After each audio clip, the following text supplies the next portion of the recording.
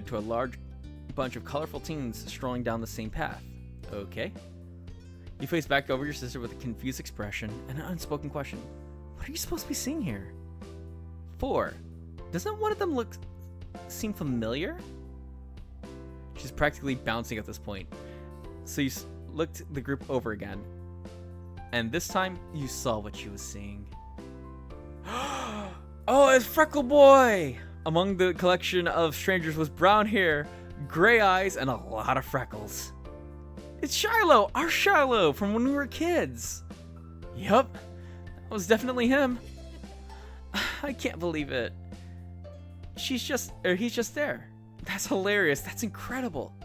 Oh, but how do we talk to him? We have to pull him away from all those other people, and what if I'm wrong? Your mouth opened in reply, but she cut it off with her own answer to the question. I've got it. I'll shout the name Shiloh, and we can act it wasn't us. If he responds to that, we'll know without a doubt it's him. Fort, keep an eye out to see if he looks. Shiloh! Dude, I say let's try it. Likely without even hearing what she had to say, Liz put her plan into action. Shiloh! She loudly rejected her words across the way, and then put on an act of casualness, turning her head away from the scene while brushing at the skirt of her dress. In a supremely awkward moment, you can only stand there as attention in the area shifted to the two of you thanks to your sister's shout. But many of the startled bystanders became alerted to your presence. One of them was the boy. From a distance, his large eyes met yours. He looked. A wide grin looked over Liz's face. She pushed the rim of her sun hat up and away from her face while swishing back to greet her old friend directly. Shiloh! Aww. Waving, she stepped a bit closer to express her intention to meet, without really closing the gap. She wanted him to come to her. Who you presumed to be Shiloh looked surprised at the call-out. He stole a quick glance at the crowd as he was with, and hesitantly glanced back your way. He was trying to double-check something. Liz remained steadfast with her gaze and trained on him, and ultimately, he broke away from the rest of them. After a light-footed jog across the brick path, the young man pleasantly presented himself in front of Liz and you. Hi, I like your hat.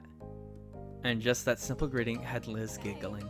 Hello, I'm not sure if you remember this, but I'm Lizzie and that's 4. We were all friends when we were little kids. His eyes already grew even larger, their gaze darting between you and Liz. His previously chipper demeanor faded into something delicate. Huh? I'm sorry, but I think you have the wrong person. You could tell not being instantly recognized is going to make this exchange more of a challenge. Still, Liz was undeterred. This is a long time ago. You're really young. I get why you feel like that. However, I'm positive you're right. You're the exact same. That face, the freckles, how you genuinely try to phrase things. You're even still wearing a hat. Instinctively, he looked up at his head wearing creased brows, not making the connection why his hat meant something to her. Okay. We knew each other, okay? Oh man, now you're just forcing it. An uneasy smile settled on him as silence followed Liz's speech. He was picking his next words carefully. And then the quiet was obliterated by a new voice bursting into the conversation. I don't know what gender this is, so... Shiloh! Shiloh! What are you doing? The rest of the group already left. A field trip is not a vacation. We are on a schedule. Startled, your head snapped towards the path. A distinctly unhappy individual with piercing magenta eyes, dark skin, and a sharp jaw stormed your way. He carried a cloud of authority with him, despite looking like he wasn't even 18 yet. Sorry, I didn't mean to ditch. Shiloh, whose name was officially confirmed, gestured with a hand to add the explanation of his absence as the stranger watched impatiently. They thought they recognized me as someone they thought that they recognized me as someone they knew, but it was a tiny misunderstanding. Liz, theoretically as well as literally putting her foot down at that, stopping in frustration and getting more childish the longer she was around her childhood companion. Come on. We do know you! Shiloh merely shrunk in on himself. The tone he spoke with was pained. Sorry. You couldn't honestly tell if he was apologizing for the upset feelings of your sister or the palpable dissatisfaction of his new acquaintance. That in and of itself was very Shiloh-like. Oh, you know him? Is that it? The stranger spoke in a dismissively scoffing tone, as if his words sounded so absurd to him it was almost amusing. Almost. But the sternness of his demeanor quickly reinstated itself. Well, do you know me? I'll tell you. I'm someone who has been forced against his will to be aware of what's going on in Shiloh's ridiculous personal life for a year. If the two of you had any importance in his general day-to-day experience, it would have come up by now. Don't bother trying to exaggerate any trivial connection you might have. Wait, I think I might know who this is. It's not good enough. He's with us and you'll survive without him. Now, stop looting in the road. It's rude. Excuse me? We're the rude ones? Oh. The high-strung Branson got an audible gasp from Shiloh, who finally started speaking up again in defense. Nate, that's really mean. No, this is not Jared. See, you thought it was the same person I thought. Okay, you and me were vibing for a second. Okay. Because otherwise I was going to do a Jeremy voice. Also true, we're leaving.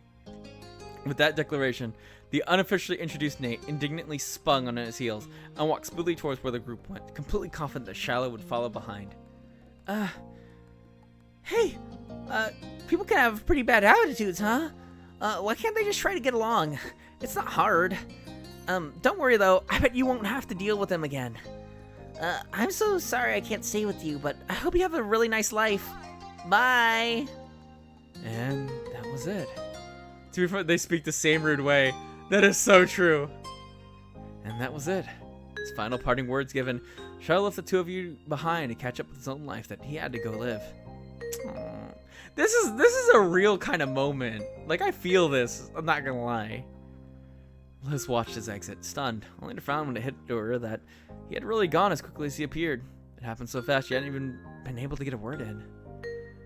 So she sighed, all the energy she built up releasing with the breath. I could have told him his last name was Fields, his birthday was October 30th. That would have proved it, but no. Whoever he is, whoever Nate is, he sucks. Hey. Honestly, if I was in this situation, I'd be like, it is what it is. Dragon, welcome to the chat. You're feeling equally deflated. I just got turned down by one of my childhood friends. That could have been a nice moment, but instead it was disappointing. Hey, do you want to go catch up with him? Lovely. Liz merely shook her head, pushing off childish thoughts. I think we can leave it here, thanks. He's in the middle of a high school field trip, and it was already enough being able to see him. Dragon Potato has subscribed for 2 months. Curliana, 2 months straight. I love you, Tate. You're awesome. Thank you. There's something reassuring about witnessing firsthand that he's still out there, enjoying his own part of the world. Though, if given the chance, I could have had a few words with him about the company he's got. She laughed, but you can tell there wasn't much humor to it. She was mad at that guy, even if he was happy to let Shiloh go. Thank you, Tate. Maybe they're only with each other because of the trip, and it's not usually how things are. True. We can hope the same for him as he did for us. Have a nice life, Shiloh. Damn, my sister a hottie, though. Good luck out there. You'll need it. Liz smiled at you. It had the self-confidence you knew so well from her. Come on, little baby bro. It's time to finish our own trip. Yeah. No matter how either of you really felt about the occurrence, it was something you just had to accept. People you just know just disappear and reappear in the most unexpected ways. The two of you enjoyed what remained of your outing until it was time to return home. By the time you arrived back, the sun was already beginning to set. You arched your back as you stretched your arms toward the ceiling. While it had been a good day, it had been enough activity to cover an entire week. Liz tried to hide a yawn behind her hands. You weren't the only one feeling worn out. I'll be heading up to your room. I mean, the guest room. since mine stopped being available as soon as I was out the door. Man, why'd she give me those eyes, though? Her tone was light. She had quite a lot to say on the subject when you'd first taken over her bigger room after she left for college. But there had been many trips back home for her since then. The room hasn't been hers for years. It's more of a running joke now that she continued to bring up the topic to this day. Oh. Thanks for being so gracious about giving it up. I had no choice. A small laugh was shared between you and your older sister. You better believe you'll be back in the guest room when you've got your own place and we're both in town for a visit.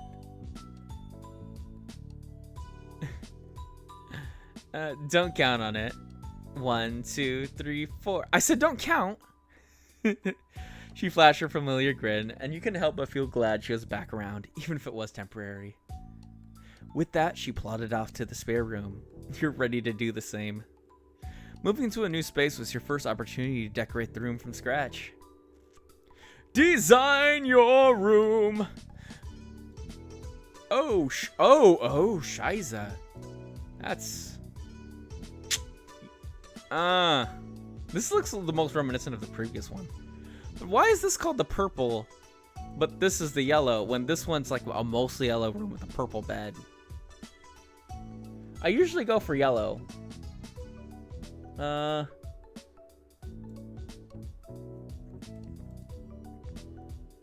Extras? Heckin' yeah. Heckin' yeah. Heckin' yeah. Oh, this is a cute little nod. Oh, oh wait, this one has multiple I can choose between.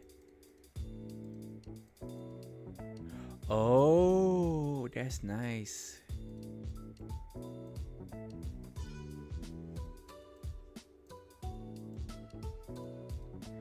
Oh man, we got the floor. Okay, now it's starting to look like a kid's room. I got a bit too much kid stuff in here. Okay. Lights? No. Window. Right. Yeah. And... Oh, no! Oh, no! No! Oh, man. Here we go. We just... Whatever. Start from scratch. Wait, this is...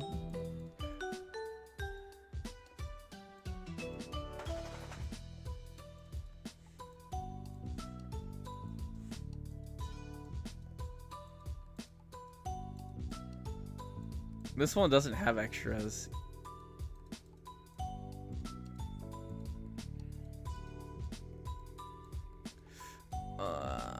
What are my options? Oh, window. Yep. Okay, cool. We're going with this. Okay.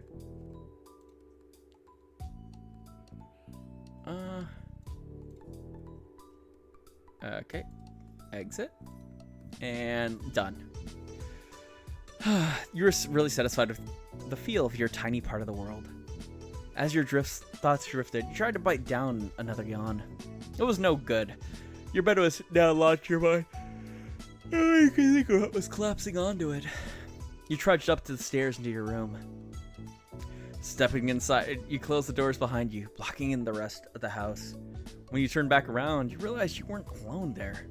Comfortably perched on the windowsill was someone very familiar to you. Cove? Damn! Damn, that lighting! Man! You know this man pulls. How are you here? Surprise? His tone was easy and relaxed. It was certainly a surprise. You haven't expected him to be in the state, never mind your own house. He hadn't answered how he suddenly appeared back in Sunset Bird. Well, to be fair, you've been so astounded there that hadn't been much of an opportunity for him to talk to you. Thankfully, Cove was only waiting a good moment to start, and began to explain. So, I got in about 15 minutes ago. No one was home, so I'd figured